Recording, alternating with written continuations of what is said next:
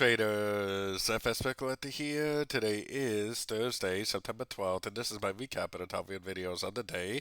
And the pound US dollar came in number 3 today, so we're going to do a quick recap on the 1 hour time frame. If you'd like to see my full top down analysis on the pound dollar from this morning, make sure you check out the video linked at the end of this video over here. So we did have a pretty good push up on all the dollar pairs today. We still don't have a break or structure to the upside, so I would still be keeping an eye out for possible shorts. If it does break structure to the upside, I will gladly start looking for longs at the end of every pullback I see. But until that actually happens, I would still keep an eye out for some shorts.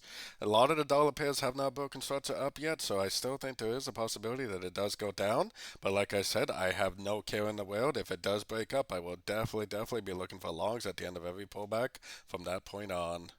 So we do have some news tomorrow in the New York session. Tomorrow afternoon, we have the primary consumer sentiment, and we have inflation expectations, which, yeah, they should move the market a little bit. But we have interest rate coming out next week, and that's probably what the market's really going to be waiting for the U.S. But we should see some volatility out of tomorrow's news, so definitely that's good news for us.